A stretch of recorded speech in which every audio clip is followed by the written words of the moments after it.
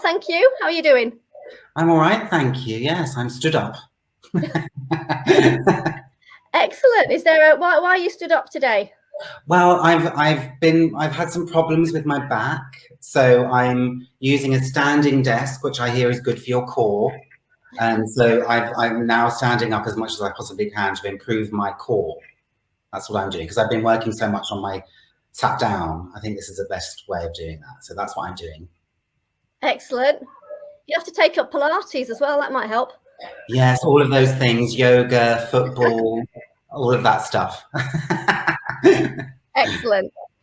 So I think you've got a few different aspects to your session today. So shall I let you crack on? Yes. Right. Enjoy the session. Hello, everyone. So I'm going to do a few things with you today. I'm going to be reading my book, Pansy Boy. Then I'm going to talk to you a little bit about what the Pansy project is. Then we're going to do some drawing exercises and some drawing workshop type things. Then I'm going to talk to you a little bit about Birds Can Fly. So that's what you can expect. So first of all, I'm going to read the book. And I have it on the screen. I think we can share that. And I'm going to check that that's all fine. Yes, good. And so I'm going to make it big. And what I have done is, this is a digital version of my book. So you can read along with me if you like, so the text is slightly different. So it's called Pansy Boy, written and illustrated by me, Paul Harfleet. With eyes of green and curls of brown, he was a boy from an average town. He loved to draw and he loved to write. He marveled at all things in flight. He fashioned planes with folded paper. He became an accomplished paper shaper. As birds flew by, he learned to love kestrel, lapwing, and collared dove.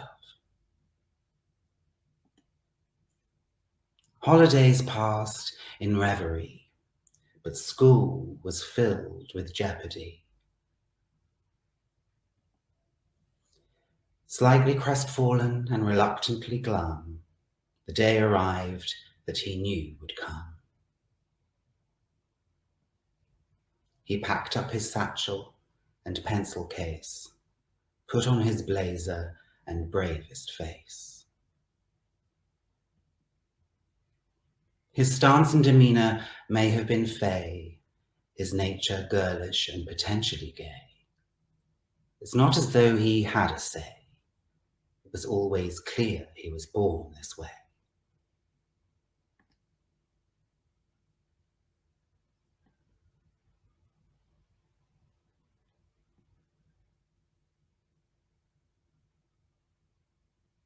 Fairy, pansy, or just queer were the words he came to fear.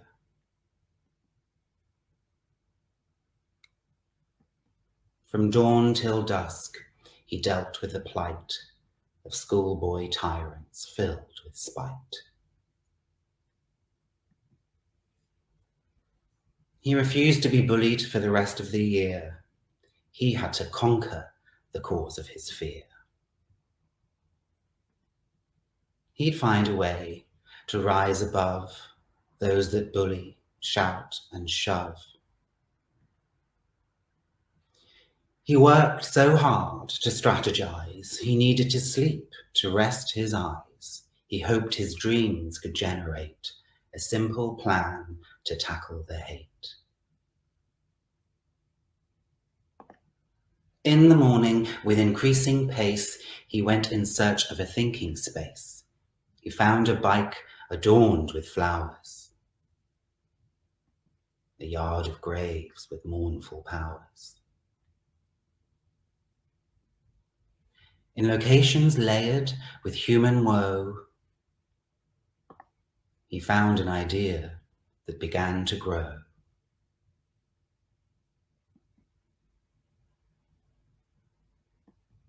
In the gardens of Kew, he read for hours and learned the language of the flowers.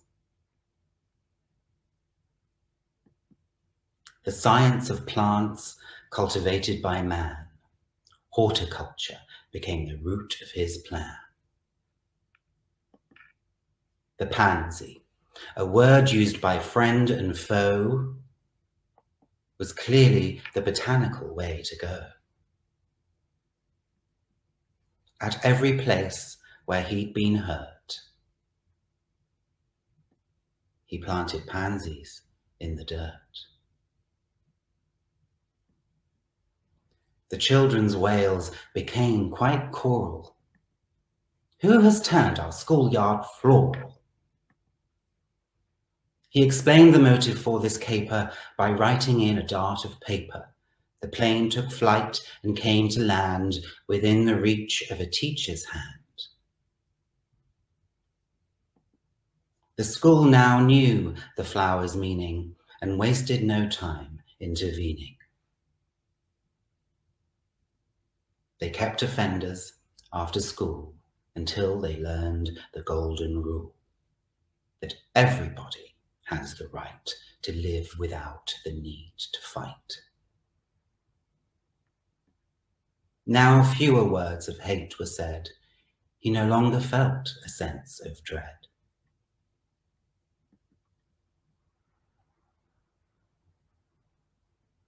His modest plan to raise awareness increased the prospect of future fairness. He returned to gaze at the birds above and felt nothing but awe and love. The end.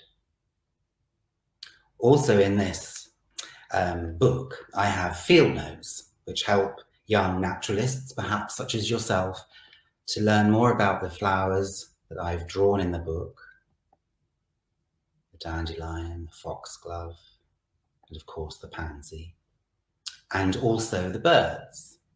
In it, I tell you a little bit about some of the birds I've drawn. The kestrel, lapwing, collared dove. There we are. So, now I'm going to switch to the, can I do that? I'm going to switch to the PowerPoint. Is that working? You're in share, give me share screen, application window, there we go, share. So, what you have seen, I'm going to share that from the front, play from the start, okay. Bear with, technical issues. Well, I suppose it's just the way that these things work nowadays. So I'm just going to quickly talk to you about the Pansy Project. As you may have guessed, this is slightly based on my own life. What you have just seen is the digital version of the book. The actual book is much more wide, so it looks more like this. And the text is actually, the font is based on my own handwriting. And I wanted the book to capture some of the sorrow and some of the joy. And I wanted it to share the story in a kind of a nice way. It's harder digitally, but in a book, it's quite nice because it opens really widely. And as you may have guessed, the book is slightly loosely based on me.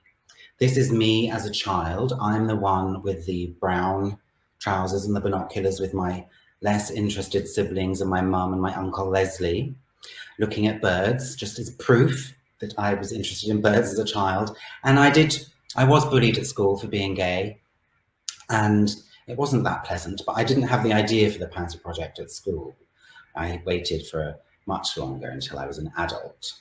So what happened was, on one particular day, I experienced 3 experiences of being attacked, shouted at in the street.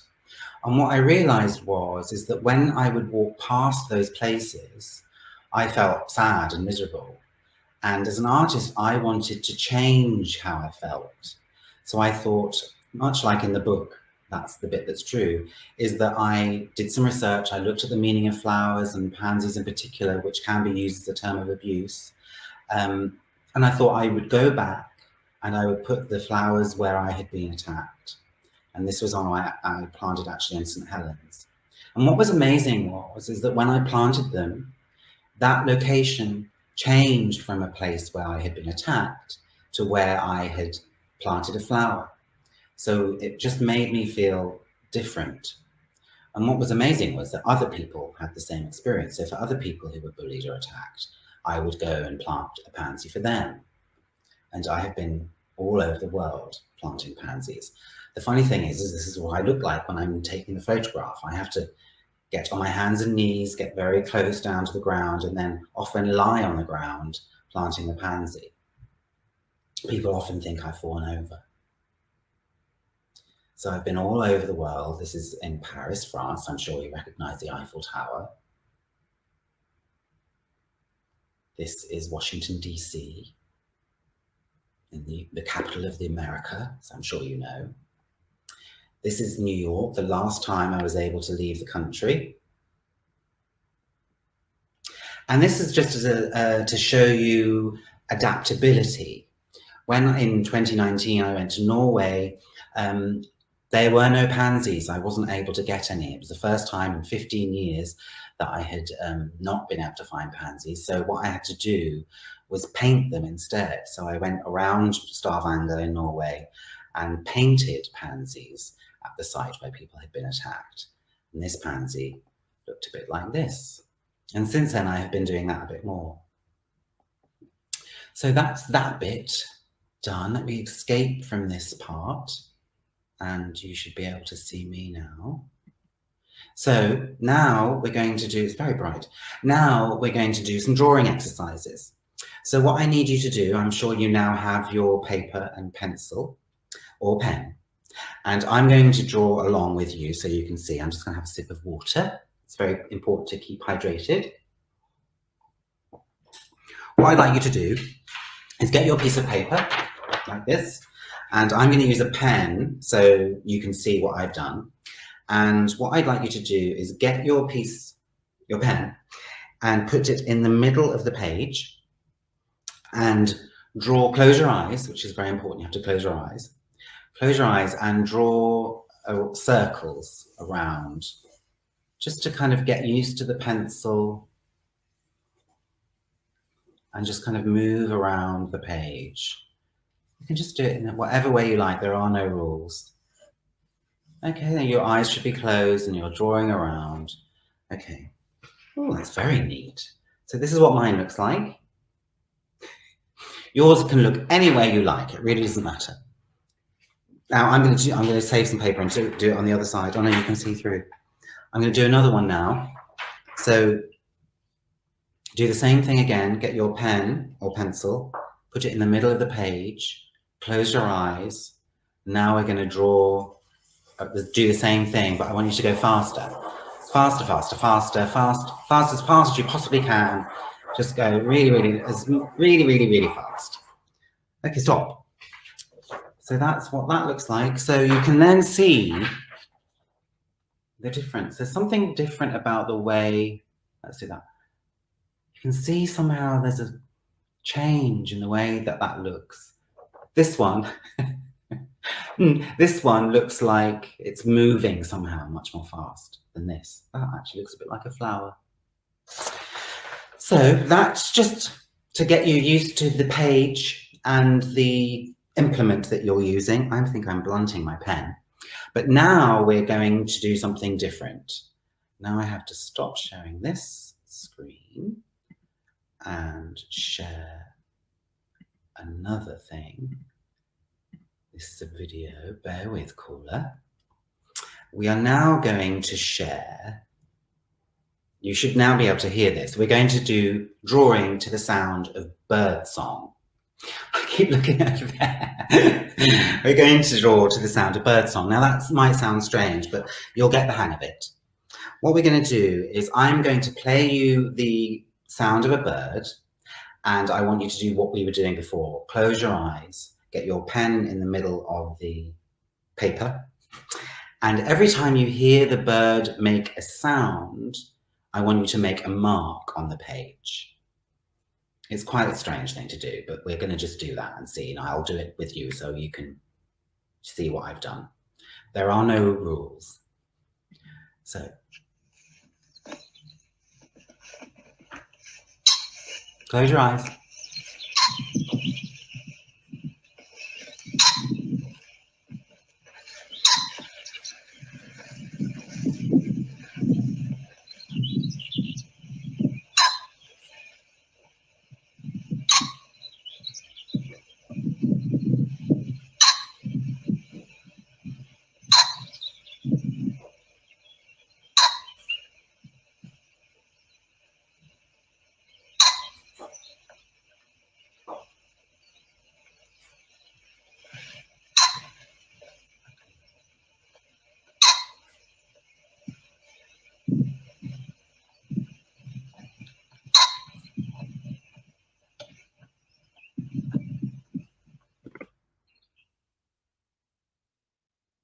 Okay, now you can have a look.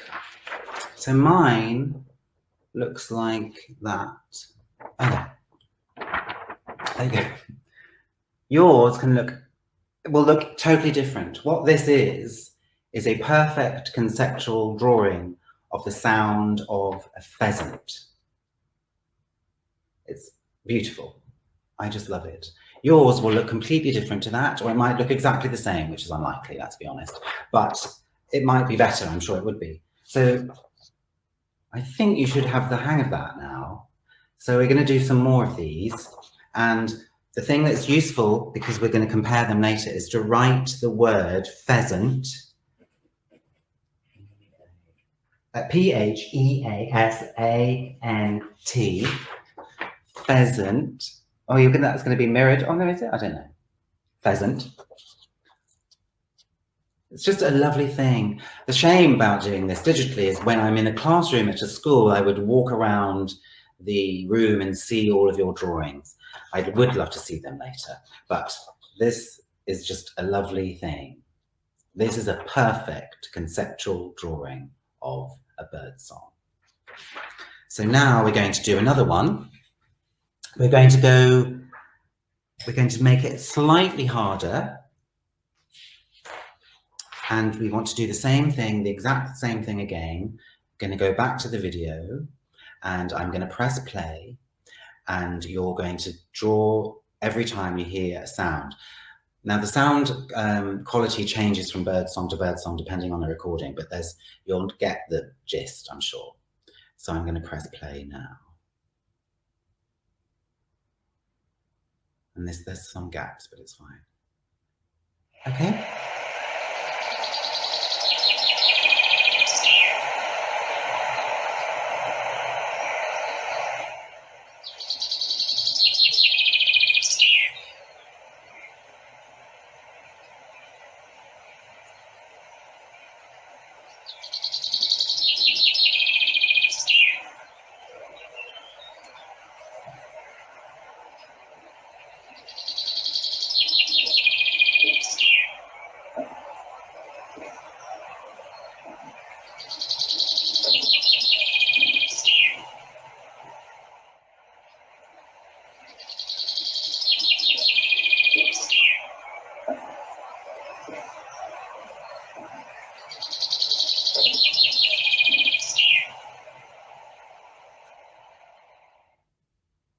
There we go.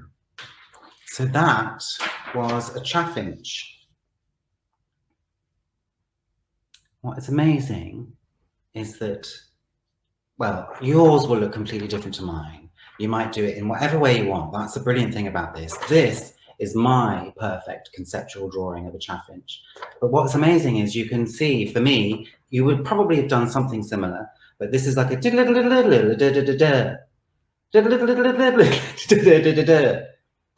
doesn't matter which way around it goes either. It's just such a lovely thing. I can imagine that on any wall.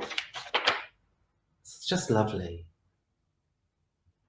And there is scientific evidence that listening to the sound of birdsong enhances your sense of well-being.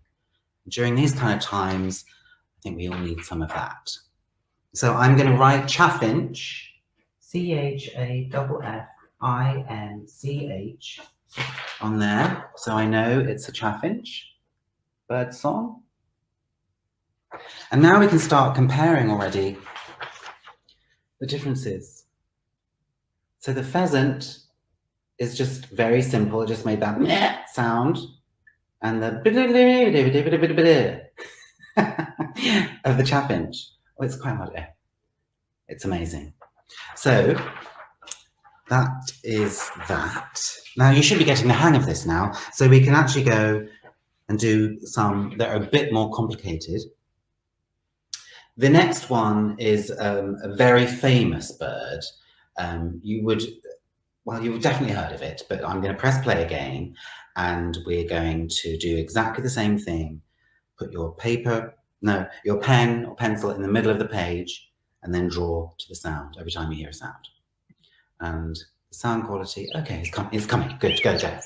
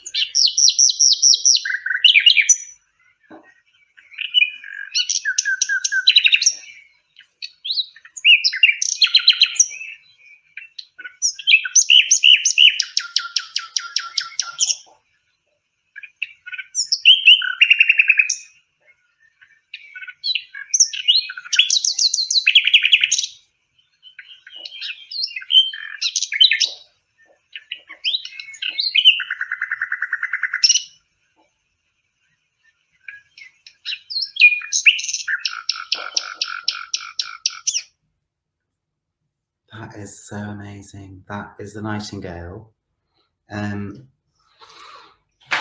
This is what mine looks like. Isn't it amazing how zigzaggy it is? The nightingale is one of the most famous birds. It's famous for its song. It's a very drab looking bird, but actually its song is incredibly famous because it's just so complicated. And you can capture that, compare that to the pheasant.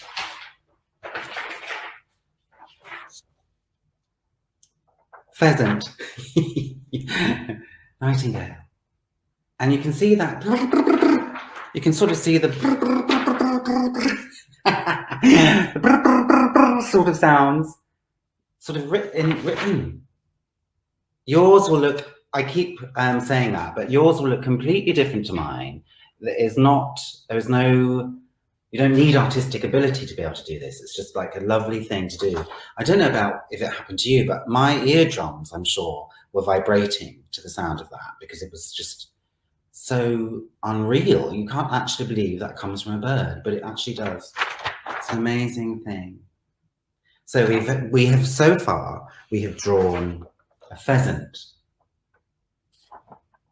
a chaffinch, which now is funny because you can go blah, blah, blah, blah, blah, blah, blah, blah, blah, blah. You can kind of remember the sound by the drawing of it. Blah, blah, blah, blah, blah, blah, blah, blah, blah, blah. I'm doing it the wrong way around, but you know.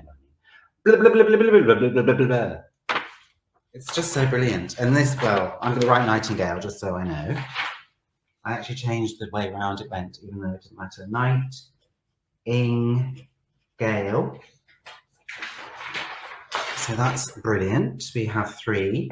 Now we're going to do another bird. This is a garden bird that you will definitely have heard before, and you've probably seen, but they're very small, but they have a very interesting song, and it's similar to the chaffinch and the nightingale, but I'm interested to see how the experience is. So we're going to go back to the video, and I'm going to press play. The sound qualities are slightly different in here, I think.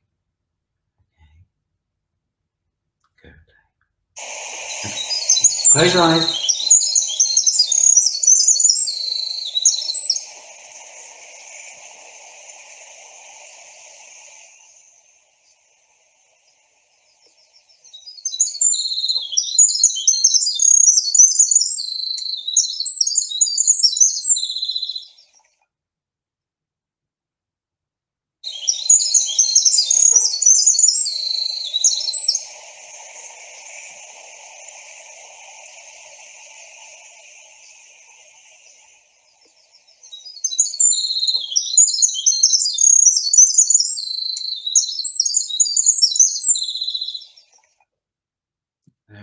There's the wren. Oh, so my wren looks like this. So different. So I don't know what these are going to look like either. So this, the thing about the wren is that it's got more of a twirly. Blah, blah, blah, blah, blah, blah. So we can compare that to the nightingale. You can begin to see that this one looks a bit like words, funnily enough. The nightingale zigzaggy. So it's just so much fun. Every time I do this in a school, doesn't matter if adults are doing it or children are doing it, they're always lovely things. It doesn't matter whether you've drawn a teeny weeny mark on the corner of the page or you've filled the entire page. They are always lovely and worthy of being framed, I think, because they're just so fun. So we're going to do one more. I'm just going to write wren on here, W-R-E-N. We're going to do one more. Now, it's been quite easy so far. I'm just going to have a sip of water. You should too. We're going to do one more. Now, we focused a lot on quite British birds. Now we're going to go more exotic. And rather than doing one bird, we're going to do actually something called a flamboyance of flamingos. That is a collective noun for birds. You have a murder of crows and something, I can't remember, glamour of goldfinches, I think it is, but you call a group of flamingos a flamboyance of flamingos, which I just love. So we're going to listen to the flamingos, and this is bonkers because there's so many. So I want you to try and as we have always done, is to make a mark every time you hear a bird making a sound. That's what we're going to do. So I'm going to go back to the video now. I'm going to press play. And here's Matt. Close your eyes.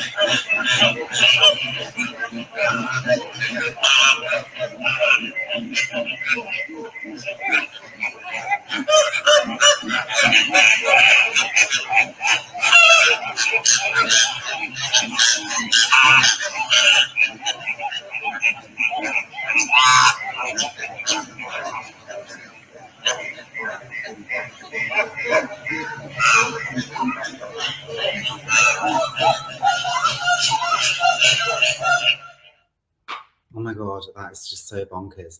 So I've done that before, and it just is so bizarre because when you're closing your eyes and you're imagining what that looks like, they sound like geese or something, don't they? But it's so bonkers. So mine looks like this. Weirdly. Clearly I'm closing my eyes too. So isn't that strange? Such a shame I can't see yours. Hopefully you'll be able to share them online socially somewhere later. But that is bonkers. So if you compare now, it's really fun now to compare each of them to each other. I'm writing flamingo, F-L-A-M-I-N-G-O. So we can now go from pheasant, which is that very simple call, the chaffinch, which is that then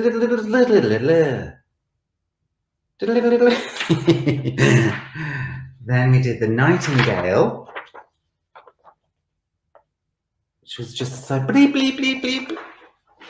Then the wren, that was those curly whirly sounds. And then the flamingo, which was bonkers.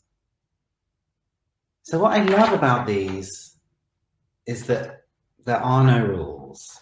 You can use bigger pieces of paper. You can use different pens, crayons, whatever you like.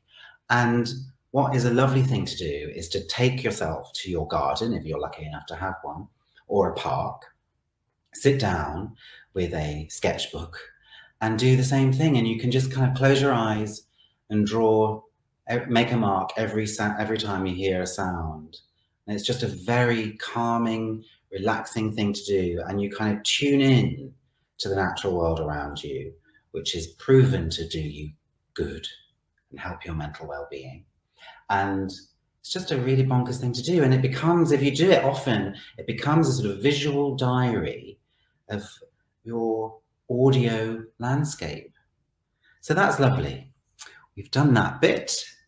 Now I'm going to go back. I'm going to stop sharing this thing.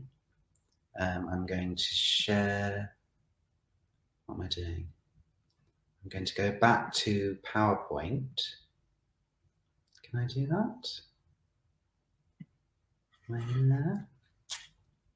Shop, stop cam, share screen, application window, share. Now we're going into this next part of the thing. So, oh yes, actually, before I do that, sorry, what I want to do is, when the pandemic happened, I'm sure you've heard of it, all of my work that I was planning to do for 2020 was cancelled, and I was here at my house, and it was quite a strange time because I didn't know what I was going to do with myself. I didn't know what kind of work I could do, and I couldn't really leave the house. None of us could. And I'm going to show you now, controversially, I'm going to move the computer, which I know you should never do, but I'm going to show you the view. I am in London. This is the view I looked over. Can you see that seagull? There's a seagull there. Oh, there it is.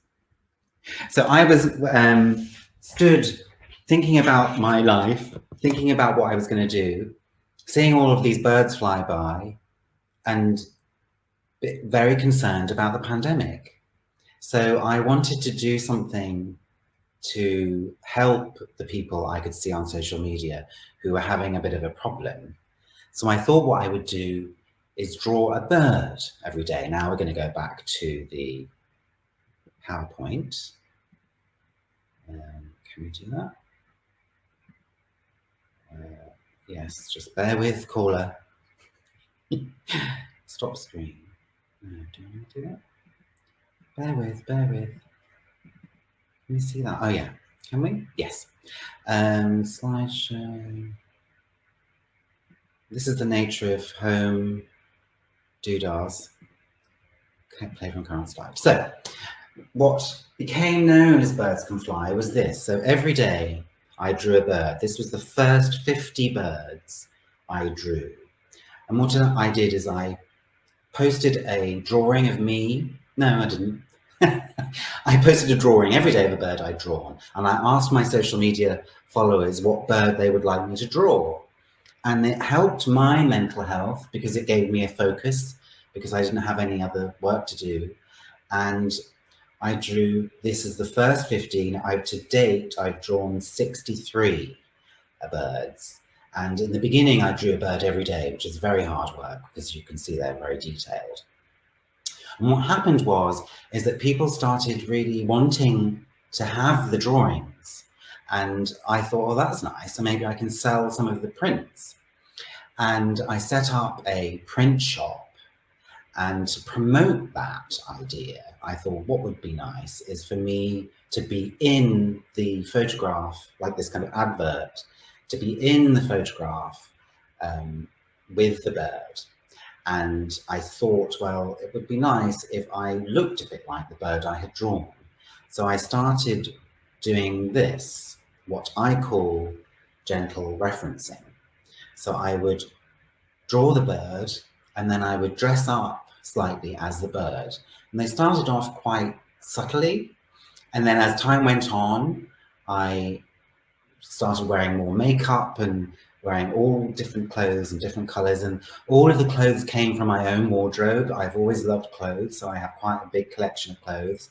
So I was able to draw the bird and then advertise the bird I'd drawn with what I call a gentle reference. And they look like this. This is one of the most recent ones I've done. Like I said, I'm up to like 63. And what's brilliant about this is that other people can join in. I've been doing this since last April, so almost a year, and it's just a really fun thing to do. And I started a competition. So I asked other people whether they would like to draw a bird and gently reference it. And they looked a bit like this. I've had 2 competitions so far, and it's been very well attended. I don't know if that's the right word. And what's amazing is that anyone can do it. Any age, any person can do it. And you choose whatever bird you like, and then draw it, colour it in, and then look at your own wardrobe and see if you can match the bird. And what I try and do is I kind of try and capture some of the energy of the bird, or some kind of element of it. I'll do different things. I'll change my hair and do silly things like that. And, you know, it's a brilliant thing to do with your family. So when I have the competitions, like sisters and brothers and mums and dads all did it at the same time, and we're all dressing up and photographing each other. It's just such a fun thing to do.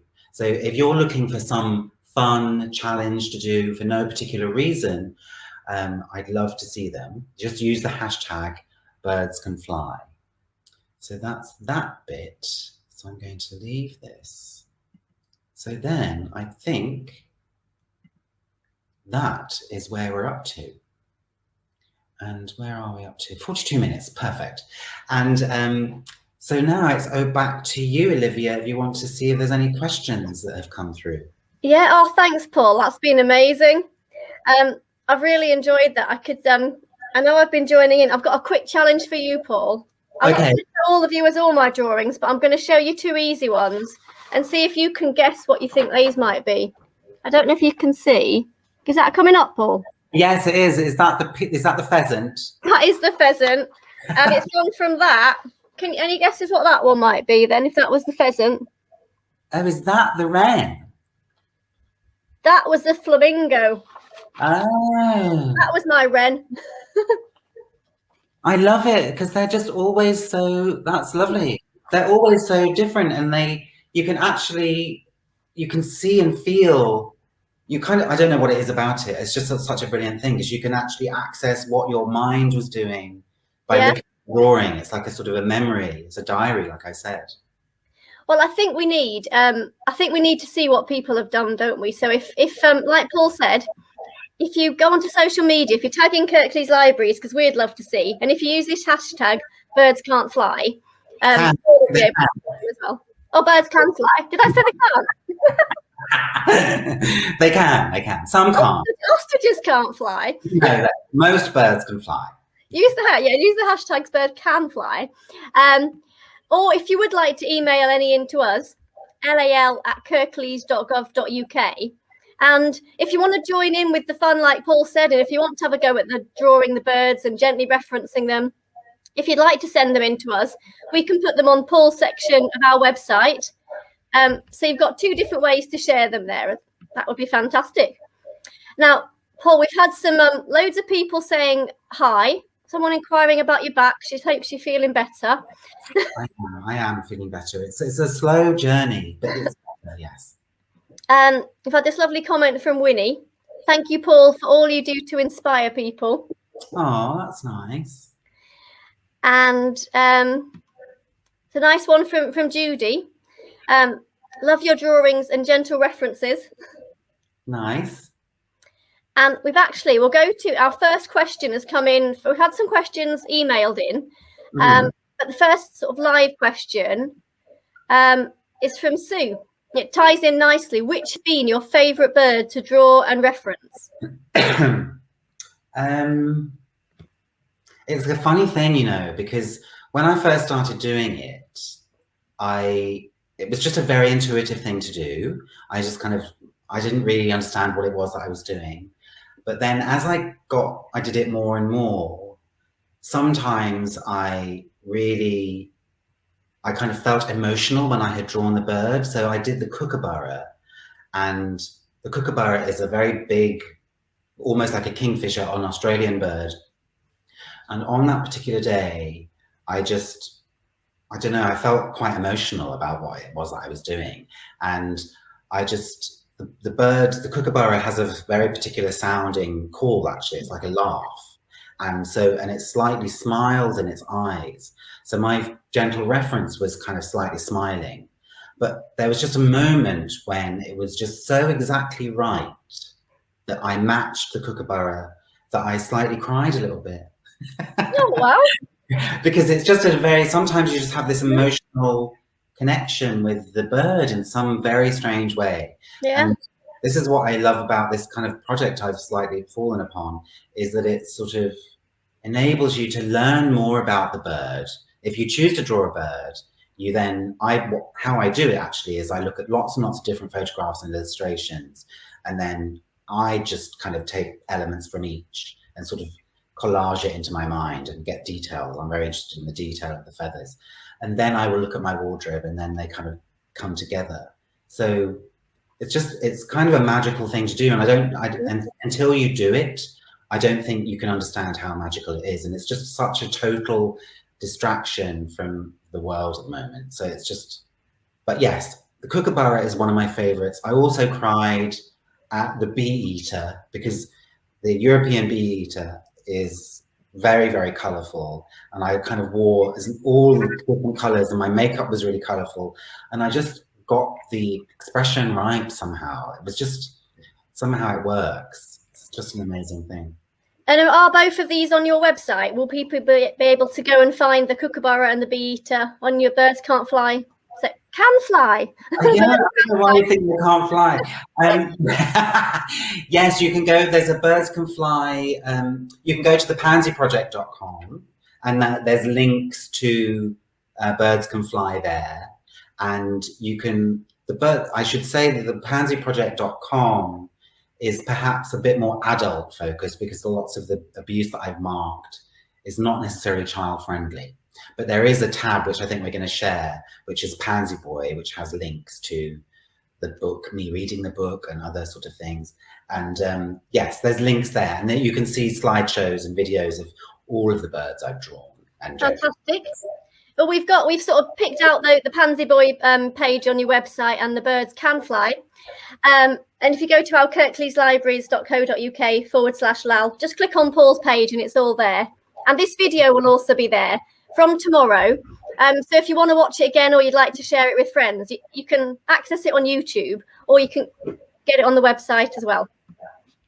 Right, we have another bird-related question. What is the rarest bird you've ever seen in the wild? The rarest bird?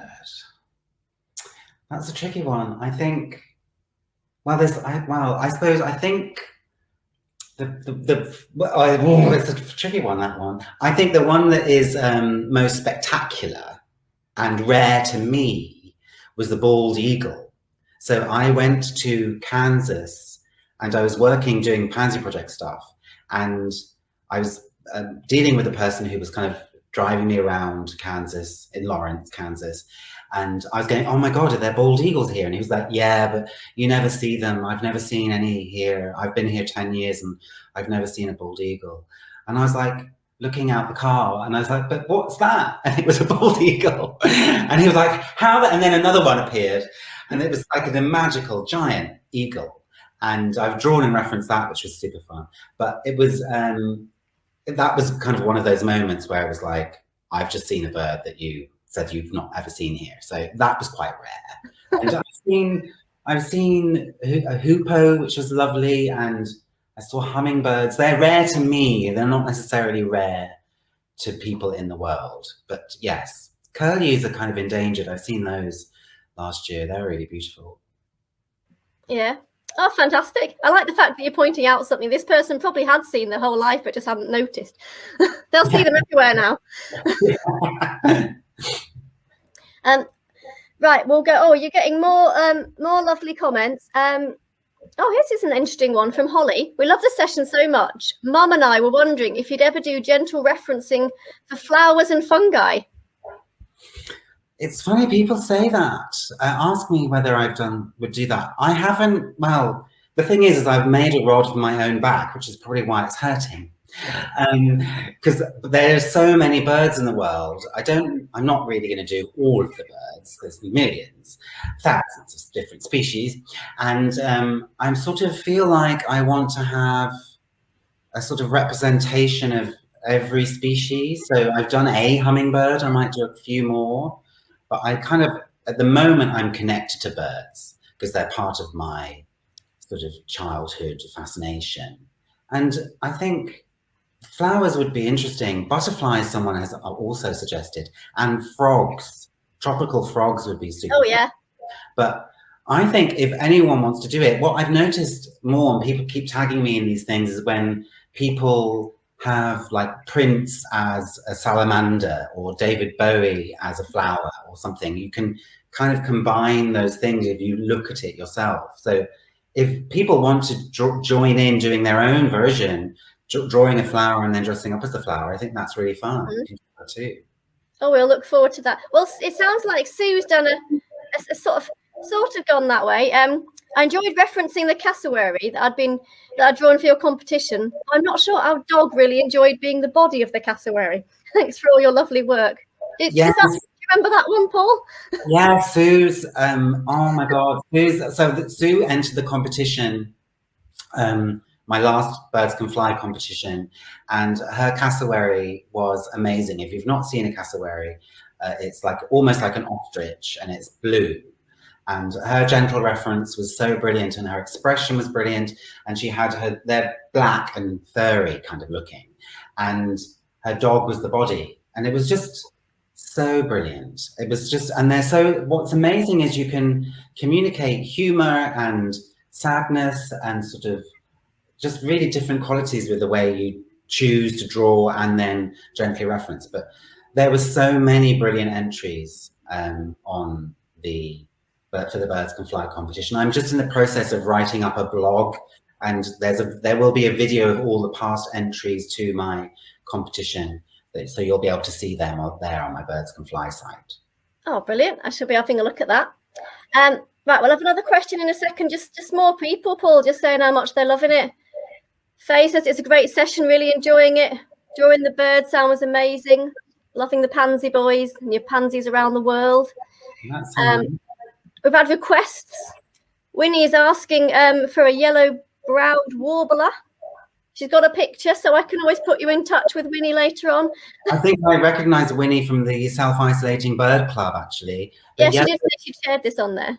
Yes, yellow-browed warbler. What I'm also doing, well, actually, I'm doing a yellow bird soon. What I'm also doing is I've made another rod for my own back, which is doing the A to Z of birds.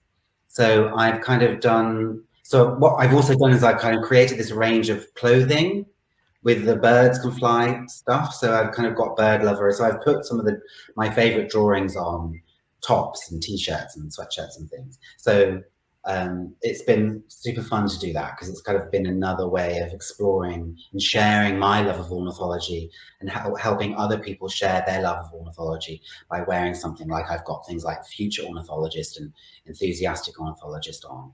So they're super fun. But so I'm doing an A to Z of birds, which is part of that really. And my next bird I'm going to draw is a yellow bird, but it's not the warbler. Winnie will have to keep an eye out for that. Watch this space. That's an exclusive. Excellent. I've got my eye on your Osprey hoodie, because that's my initial, so it's on my birthday list. So fingers crossed. Yes, I love the Osprey one. Well, that's another one of my favourite gentle references, because the bird was in flight. That was the 51st bird I'd drawn. So, and it was one of those times when the pandemic seemed to be easing slightly, and there was like this hope that maybe we can return to normal life. So I wanted the bird to fly to symbolize that optimism. Now, as we continue to go down, they're not flying so much anymore. But I then tried to fly slightly in my reference. So it's kind of those sorts of things that kind of come in. Yeah, I was quite worried for your back in that osprey pose. Yes, that my back wasn't injured then. Excellent. I will just have a couple more questions, Paul, just before we go. We got more people saying what a great session it is. I'm going to ask now, back to the pansies for a second. How did you get from planting the pansies in real life to the idea for making it into a book for Pansy Boy? I know you sort of touched on this already. So I've been doing, I don't know if I actually said, I've been doing the Panzer project since 2005. So 16 years now. And over the years, I've done various different things to sort of extend the life, because the actual installations are quite temporary. They don't last very long. So I've done various things, like I did a Panzer project garden, and I did some t-shirts, and I was actually the subject of a documentary in France. And so I remember having dinner with some friends of mine, and we were sort of joking about how I've got a t-shirt and a film for the Panzer project and it's becoming a brand. And I made a joke saying, yeah, I need a book now. I should do a children's book. And we all laughed because we thought how ridiculous it would be to have a children's book about homophobia. But that night I dreamt about Panzer Boy. I had the whole book fell into my head, and I woke up and I was like, oh, so I'm going to do a children's book. So I started drawing immediately, and the story was already in my head.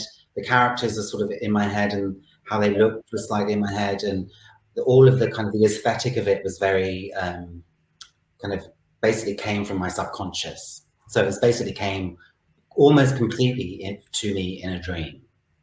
That's fantastic. Well, have you got any? Various people have asked if you're planning any more books or any more writing. People have commented that people love your poetry, Paul, because it's basically poetry what you've written in there. Is there any more of that in the pipeline? Well, I've been trying to get a Birds Can Fly book together, and it's quite challenging because it's such a strange project, really, because it's like a grown-up man dressing up as a bird that he's drawn. Is quite a strange, I don't know, kind of pitch to publishers. But there's books in the pipeline. I'm trying to get them published. But the writing, that side of it, it's something that I am thinking about. To answer your question, I am thinking about it. And I have been sending out some pitches and proposals, which no one has accepted yet. So if there's any publishers watching that want to publish my book, then I'd be interested. Excellent. Oh, hopefully you'll be inundated with offers now. Yes, hopefully. I'll keep my fingers crossed. And what do you use to paint? I'm saying, what do you use to paint them with? Is it paint? Do you do it on the computer, or is it pencils? No, I can show you. Look, this is the benefit of being at home. I can actually show you the original drawings if I can find them. Oh, they must be there. Oh, excellent. This is the benefit of being at home. This is what all of the drawings look like. Oh, wow. So they're very detailed. And that's how many I've done of the birds. But I did the same technique for the book, is that they're all sketched in pencil, and then draw the details covered in pen, and then I scan them into the computer, and then I color them all digitally. So then that's how I have the original drawings still. So that's the eider duck, which I love. Yeah. And they're all square on this square piece of paper, because at some point in the future, I'd like to have an exhibition of the actual drawings. You can see the detail there. Is that the cassowary? No, that's a capercaillie. Oh, right, yeah. That's a very amazing Scottish bird. So I've got all of them here, pretty much. I'll just show you another because it's just fun. That's a macaw. So it's just been an amazing. Well, the kingfisher, that was an early one. And what's been brilliant is that it's just, the more I've been drawing them, the better I'm getting, because it's a practice. So I'm I think you can tell the earlier ones versus the more recent ones in terms of the skill.